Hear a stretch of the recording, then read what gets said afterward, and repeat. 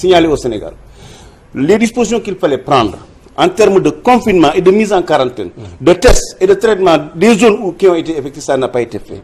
On a laissé les gens, malgré le couvre-feu, l'état d'urgence, la maladie s'est répandue sur l'ensemble du territoire. Sur l'achat de riz et d'huile pour soulager des Sénégalais, pour moi, ce qu'il fallait faire en ce moment, c'est d'acheter suffisamment de masques et de gel pour donner ces produits à l'ensemble des Sénégalais, parce qu'on ne peut pas combattre un virus avec du riz, encore moins avec de l'huile. Mais on combat le coronavirus avec du gel et des masques. Ça n'a pas été fait. On avait interné des gens dans les hôpitaux, dans les hôtels. Ça nous a coûté 7 milliards. Ces 7 milliards-là, on pouvait construire 7 centres de traitement des épidémies, 5 CTE, bien équipés sur l'ensemble du territoire national. Donc, à mon avis, la gestion a été plus ou moins calamiteuse. Maintenant, pour ce qu'on appelle aussi la deuxième vague, je crois que le gouvernement a commencé par couvre-feu, état d'urgence. Ce n'est pas ça la solution. C'est-à-dire, si on ne peut pas installer un couvre-feu au Sénégal pendant 10 ans, ce n'est pas la peine de le commencer. Aujourd'hui, ce qu'on doit faire, c'est de donner aux Sénégalais des masques et du gel, et par la présence des forces de défense et de sécurité sur la voie publique, interdire à tout Sénégalais qui n'est pas équipé de masques de sortir dans la rue. Et cela, je crois que c'est possible. C'est mieux que de déployer des militaires, des policiers, des gendarmes dans la rue pendant la nuit. Ils ne font en fait en réalité que regarder des rues vides. Or, les Sénégalais se déplacent en plein jour. Je crois que c'est en ce moment-là qu'il faut agir, en donnant aux Sénégalais des masques, des gels, mais aussi en exigeant à ce qu'ils les portent. Je crois que c'est ça ce qu'il faut faire si réellement on veut combattre la maladie. Mais je crois qu'avec le couvre-feu, ça ne servira absolument à rien du tout. Moustapha Diakhaté, quelle appréciation faites-vous des fonds qui ont été alloués pour lutter contre le Covid? Écoutez, bon, moi je ne peux pas dire que ça a été utilisé pour lutter contre le Covid. Hein. C'est 1000 milliards qu'on avait pris. À part peut-être les équipements des hôpitaux, je crois que le reste, ça n'a pas servi réellement à combattre le virus. Parce que le virus, on ne le combat pas avec de l'huile et du sucre, encore moins avec du riz. On le combat avec quoi? Des gels et des masques. Et avec des équipements, évidemment, de nos hôpitaux. Je crois que tout cet argent-là, si on l'avait utilisé à fond pour combattre la maladie, on aurait pu gagner, en tout cas, une bonne partie de la bataille. Peut-être la guerre, ce n'est pas pour demain, mais en tout cas, on pouvait gagner la bataille de la propagation de la maladie sur l'ensemble du territoire. La bataille de telle sorte qu'il y ait moins de malades. Parce qu'en réalité, l'enjeu, c'est quoi? Qu'il y ait moins de contamination, moins de malades. Parce que s'il y a beaucoup de contamination, beaucoup de malades, nous risquons d'être débordés en termes d'hospitalisation, en termes de traitement des gens qui sont devenus des cas graves. Pourtant, le gouvernement avait mis en place une force appelée Force Covid, dirigée par le général François Ndiaye. Ne pensez-vous pas que c'était une mesure salutaire à l'époque? Écoutez, moi je crois que ce qui était salutaire, c'est que le président avait annoncé initialement. Il avait dit qu'il allait mettre un comité de pilotage ouvert, pluriel. Malheureusement, il ne l'a pas fait. Ce qu'il a mis, c'est un comité de suivi. Or, si on avait mis un comité de pilotage où l'ensemble des composants de la nation s'y retrouvent, probablement on n'allait pas commettre les mêmes erreurs qu'on a connues avec la première phase du traitement. Donc, véritablement, maintenant, ce qu'on attend, peut-être que le général François et les membres de ce comité vont dire comment l'argent a été utilisé. Mais de mon point de vue, un comité de pilotage était mieux pour le président de la République, ne serait-ce que même pour se protéger. Parce qu'en ce moment, s'il y a des couacs, on n'accuserait pas son gouvernement, mais on accuserait le comité de pilotage. Mais malheureusement, le président a tendance à vouloir tout s'accaparer. Et malheureusement, quand on veut prendre tout le soleil, eh bien, on se brûle. Alors, on passe au chapitre politique avec ce qu'on pourrait appeler un consensus électoral rompu et l'idée agitée d'un couplage des législatives et de la présidentielle. Qu'est-ce que cela vous inspire? Écoutez, ceux qui ont tenu ces propos-là, ils insultent les peuples sénégalais. Vous savez pas, le Sénégal a choisi, une république, une démocratie. Une démocratie, c'est de permettre au peuple sénégalais, tous les 5 ans, d'élire des conseillers municipaux, des conseillers départementaux. Tous les 5 ans, d'élire des députés, tous les 5 ans, d'élire un président de la République. Le calendrier électoral n'appartient pas à la classe politique. Le calendrier électoral appartient au peuple sénégalais. Parce que c'est le seul moment qu'il a pour montrer l'effectivité de son pouvoir. Donc, vouloir... Déjà, le fait qu'il n'ait pas respecté le calendrier électoral pour ce compte des locales, c'est déjà un scandale et une violation de la loi. C'est pourquoi je dis à tous les Sénégalais que depuis le 1er janvier 2021, tous les maires que vous voyez là sont dans l'illégalité. Deuxième chose, il n'est pas envisageable de coupler une élection présidentielle et une élection. D'abord, c'est ne pas respecter le calendrier électoral par rapport aux législatives. Deuxièmement, la thématique de la présidentielle n'a rien à voir avec la thématique des législatives. Je crois que véritablement, ce qu'on doit faire et ce que les Sénégalais doivent l'exiger, pas les politiques, que les locales se tiennent au plus tard le 31 décembre 2021. 2, que les législatives se tiennent à date en 2022 et que la présidentielle soit organisée en 2024 sans Macky Sall. Je crois que ça, c'est les combats que nous devons mener. C'est principalement le député Seydou Diouf qui appartient à la majorité présidentielle qui a émis l'idée de coupler les élections législatives et présidentielles. Pensez-vous qu'il est en mission commandée ou c'est simplement un ballon de sonde? Écoutez, moi je ne peux pas quand même interpréter, dire qu'il est en mission commandée. Je crois que d'abord c'est quelqu'un assez majeur pour ne pas accepter qu'on lui fasse jouer ce sale boulot. Il a peut-être exprimé une opinion, mais cette opinion, elle est inacceptable. Lui, il est député de la République du Sénégal. Il a été élu pour un mandat de 5 ans. Au bout de 5 ans, il doit partir et laisser les Sénégalais choisir un autre député. Ou bien le réélire.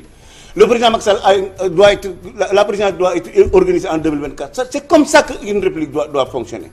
Vous savez qu'aux États-Unis, depuis 200 ans, malgré les couacs, les gens arrivent à respecter le calendrier électoral. Le respect du calendrier électoral, c'est le respect du peuple sénégalais. Parce qu'il ne faut pas l'oublier que les mandats appartiennent au peuple sénégalais et non aux acteurs politiques. Je crois que la proposition de Seydou est un scandale. En tout cas, je ne l'attendais pas de lui parce que je le croyais plus sérieux que ça. Mais au-delà des protestations qu'on note souvent quand le régime du président Macky Sall enfreint la loi ou bien chevauche le calendrier électoral, est-ce qu'aujourd'hui il y a une opposition, une société civile ou une opinion publique suffisamment forte pour crier le holà sur le thème? Vous savez que, je vous l'ai dit tout à l'heure, l'affaire du calendrier électoral, ce n'est pas une affaire de l'opposition ou de la majorité, c'est une affaire du peuple sénégalais.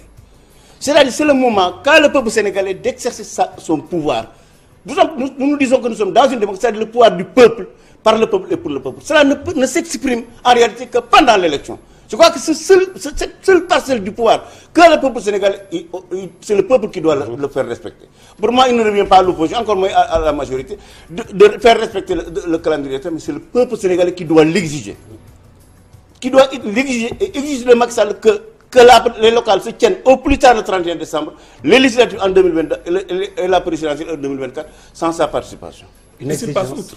S'il passe outre. Mais s'il passe outre, les gens doivent descendre dans la rue. Vous savez que quand même, au Sénégal, on a perdu des vies. Des gens sont morts pour défendre la démocratie et l'état de droit. Et je suis persuadé que les Sénégalais sont encore prêts à mourir pour cela.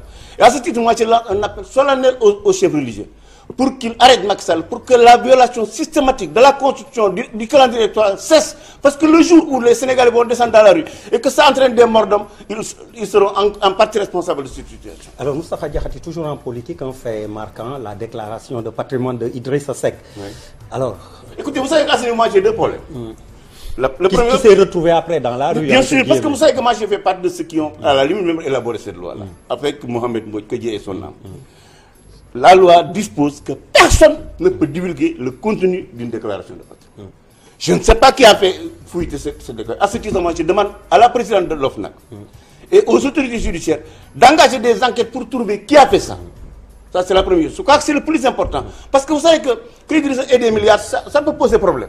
Mais que la loi... A précisé juste Moustapha Diakhaté que l'OFNAC a sorti aujourd'hui un communiqué pour se démarquer de la divulgation du patrimoine attribué à Idrissa Seck. Ouais, d'accord, ça c'est déjà pas mal. C'est déjà pas mal. Si cela n'est pas vrai, pour moi, il n'y a pas de problème. Mais que l'OFNAC se soit... Mais si effectivement ce qui est contenu dans la déclaration de patrimoine, c'est ce que la presse a divulgué, pour moi, l'OFNAC doit aller jusqu'au bout, en tout cas avec les autorités judiciaires, la police et la gendarmerie, pour identifier ceux qui ont fait ça et les sanctionner. Parce que quand même, c'est inacceptable que dans un pays, que les gens puissent se permettre allègrement de s'affranchir de la loi pour faire ce qu'ils veulent. Donc, par contre, c'est pourquoi moi, je n'aime pas discuter sur le contenu. Parce que le fait déjà que ça a été rendu public, pour moi, ça c'est déjà inacceptable. C'est plutôt la forme, donc... non, ça c'est le fond, parce que c'est la loi qui dit que ça doit être resté confidentiel. C'est-à-dire que même si vous déposez vous-même votre déclaration de patrimoine à l'OFNAC, vous n'avez pas le droit de le publier. Vous-même, hein? Vous-même, à plus forte raison qu'une tierce personne. Donc il faut qu'au Sénégal, qu'on apprenne à respecter les lois de ce pays. Moi, personnellement, quand j'ai appris ça, ça m'a fait très mal.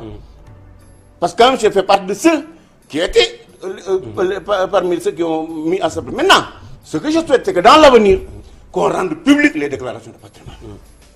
Le président de la République, sa déclaration de patrimoine est rendue publique par le Conseil constitutionnel. Ça doit être appliqué à tout le monde. Mieux, il faut même qu'on élargisse la déclaration de patrimoine. Parce que pour le moment, on se limite à ceux qui gèrent 1 milliard. Non. Pour moi, tous les députés de la République, tous les maires, présidents du conseil départemental doivent déclarer leur patrimoine avant de prendre fonction. Ou bien, en tout cas, 3 mois avant leur entrée en fonction. Je crois que ça va participer à encore crédibiliser l'OFNAC et à encore crédibiliser le combat que le président Macky Sall avait promis aux Sénégalais, c'est-à-dire la gouvernance vertueuse. Alors, autre fait, l'affaire désormais dite Aminata Lô Dieng, l'ancienne ministre sous Wade, qui est actuellement sous mandat de dépôt, jugée ce mercredi. Cette affaire-là également, comment... Là aussi, ce qui me fait le plus mal, c'est qu'on ait publié dans la presse des propos qu'elle aurait tenus. Vous savez, lors de l'altercation. Oui, c'est que dans ce pays, la loi sur les données personnelles, la loi sur la cybercriminalité prohibe la publication de paroles, d'images d'une personne à son issue. Si cela est fait par des gendarmes ou des policiers, c'est inacceptable. Tout le monde doit pouvoir violer la loi dans ce pays, sauf les gendarmes et les policiers. Parce que eux, ce sont les bras de la loi. Mais est-ce qu'il est établi que la fuite provient des services de sécurité? C'est pourquoi je dis ici. En tout cas, c'est avec des policiers et des gendarmes. Si cela est fait par des policiers et des gendarmes, c'est inacceptable. À ce moment-là, la hiérarchie doit prendre ses responsabilités. Alors, et d'ailleurs, tout récemment, moi, j'ai vu un responsable politique qui était dans une commune. J'ai vu des policiers filmer. Écoutez, il faut qu'ils attendent qu'une loi dans ce pays permette à des policiers de filmer des gens au moment où il a juste pour le faire. La France, ça s'est fait. Mais c'est parce qu'il y a une loi qui le permet. Nous ne pouvons pas dire parce que les Français le font, nous devons le faire. Non, pour le faire, il faut d'abord qu'une loi l'autorise. Moi, j'aimerais bien que les policiers soient armés de caméras au moment de leur déploiement. Parce que ça permet aux États-Unis. Mais bien sûr, ça va permettre de lutter contre la violence policière. Ça, je crois que c'est. Et d'ailleurs, même ça sécurise les policiers. Parce que parfois, on accuse à tort et à raison les policiers. Par contre, s'ils ont des caméras et qu'ils filment, à mon avis, ça peut leur permettre effectivement de se protéger. Par contre, maintenant, pour ce qui est clair, moi, personne, policier ou gendarme, un civil, n'a pas le droit d'enregistrer quelqu'un, de le diffuser dans les médias, notamment les réseaux sociaux, à son issue. C'est interdit par la loi sur les données personnelles et par la loi sur la cybercriminalité. Nous restons avec les libertés, l'affaire Boubacar Seye. Bon, là aussi, c'est que dans une démocratie, pour moi, on ne doit pas arrêter quelqu'un à partir d'une opinion. Pour moi, en démocratie, quand on arrête quelqu'un, c'est qu'il faut le prendre au moment où il est en train de faire mal à la République, ou bien de faire mal à l'honneur d'une personne. Mais si cette personne a du mal à étayer ses allégations... Écoutez, vous savez, moi j'ai entendu dans un premier temps un ministre dire qu'il a diffamé. On ne diffame pas un État. L'État, on ne peut pas le diffamer, parce que l'État, c'est une personne qu'on diffame. Deuxième chose, ils ont dit qu'il a diffusé, il est arrêté pour diffusion de fausses nouvelles. Une personne ne peut pas être arrêtée pour diffusion de fausses nouvelles, pour le cas de CI. Parce qu'il a parlé dans des médias. Je crois que ce qu'ils ont diffusé, c'est la presse. Maintenant, peut-être il est plus difficile, il est plus facile d'arrêter Boubacar Seye que d'arrêter la presse. Il nous renvoie la balle. Absolument, non, mais c'est la presse. La diffusion de fausses nouvelles, ça ne peut être que le fait de la presse. Parce que c'est la presse qui diffuse. Tout au plus. Aujourd'hui, dans cette émission-là. Tout au plus, on serait complice. Mais dans cette émission-là, tout ce que j'ai dit là, c'est imputable à vous. C'est pourquoi je ferai tout pour que je serai complice, mais pas plus. Non, mais par rapport à la loi de la presse, c'est celui qui diffuse qui est responsable. C'est le complice, en réalité, c'est celui qui est les pros. Et à ce niveau-là, moi, j'avais toujours considéré qu'il faut qu'on modifie la loi de la presse pour que ce virus saute. Et que si moi, je dis quelque chose d'anormal dans votre émission, que cela me soit imputé seul. Pas même, vous ne devez même pas être des complices. Même quand l'auteur principal, ça doit être moi. Malheureusement, pour le moment, quand il y a diffusion de fausses nouvelles, c'est la presse qui est l'auteur principal. Moussa Diakhaté, on va revenir un peu à l'actualité de l'APR, votre ancien parti que vous connaissez très bien. C'est toujours mon parti. Oui, donc ça c'est une très bonne nouvelle.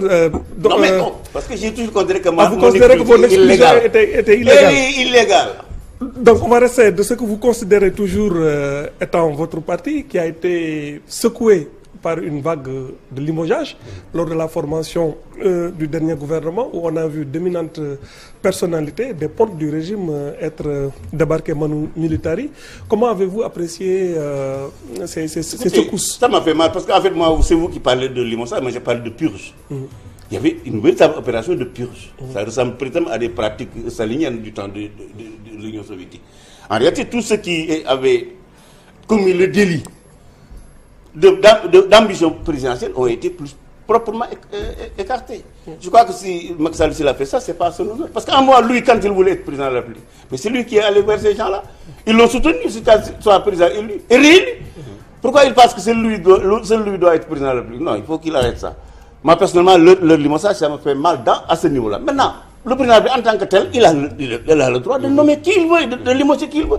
Mais ça a été fait parce qu'avant ça a été expliqué. Oui, les gens qui pensent, qui souhaitent candidats en 2024 vont quitter le gouvernement. Et ça c'est fait. Toutes les personnes qui ont été citées ont été limogées. Donc, moi, je l'appelle ça une purge. Et qu'est-ce qu'il y a derrière cette purge donc? Mais derrière cette purge, c'est que le président veut faire le vide dans la coalition d'abord.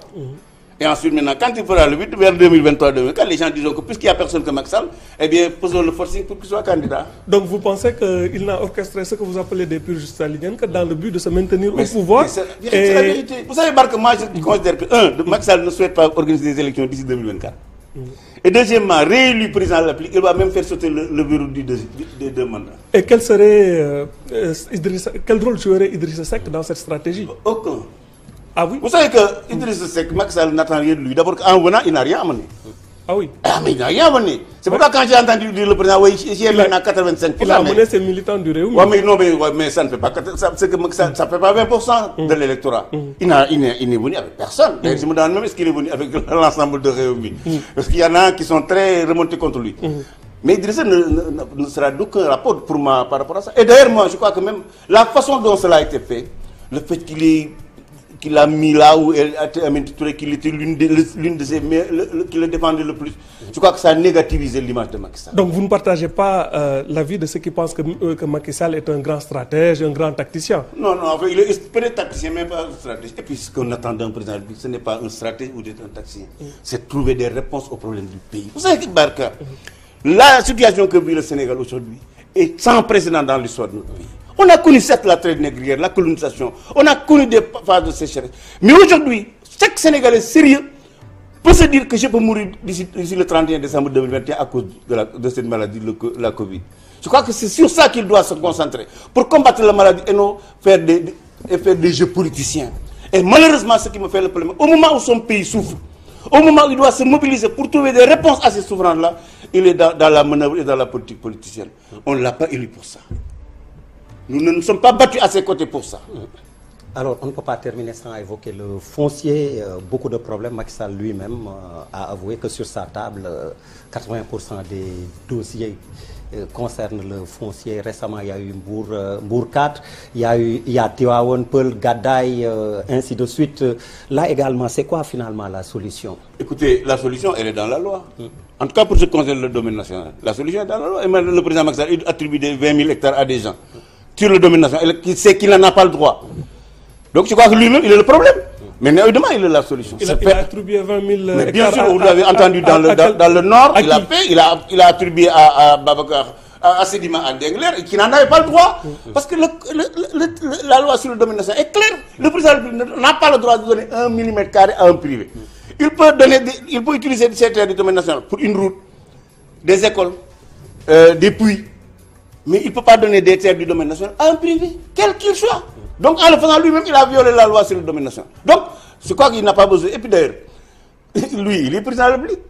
Quand il dit que 90% des messages qu'il reçoit, s'il y a au foncier, c'est qu'il il ne fait pas son travail.